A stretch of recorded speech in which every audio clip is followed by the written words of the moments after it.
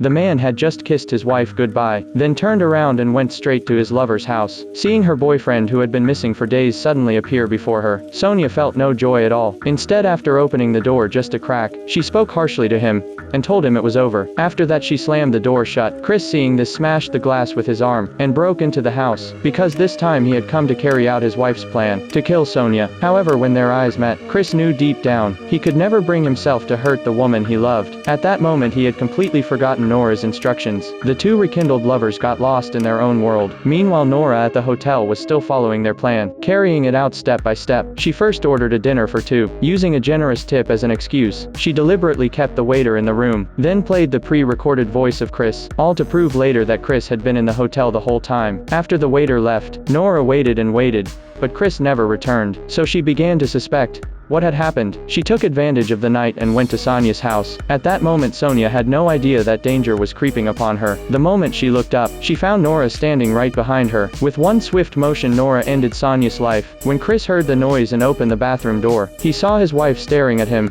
with a cold, piercing look, while Sonia was already lying lifeless in a pool of blood. The police arrived at the scene soon after receiving the call. After careful examination, they found all valuables in Sonia's room had been stolen, but strangely the bedsheets in her home had been replaced. When they checked Sonia's call records, they found that the last person she contacted was Chris. When questioned by the police, Chris openly admitted that he had been in a relationship with Sonia, but he claimed he eventually chose to return to his family and completely cut ties with her. To the officer's surprise, Nora, who had been silent all along, suddenly spoke up. She said she knew about her husband's affair with Sonia, and that she had already forgiven him. She also claimed that on the day Sonia died, they had been on an island vacation and never left the hotel, with hotel staff to testify as witnesses. With no evidence to contradict their alibi, the police had no choice but to leave disappointed. However, a seasoned detective felt that something wasn't right. If it had only been a robbery, then why would the thief take the time to change the bed sheets and hide the victim's body? The only explanation was that the body and sheets held traces of the killer, so the police immediately sealed the scene and reopened the case. The carefully hidden clues slowly began to surface. Chris and Nora's perfect plan was starting to fall apart. Follow me to see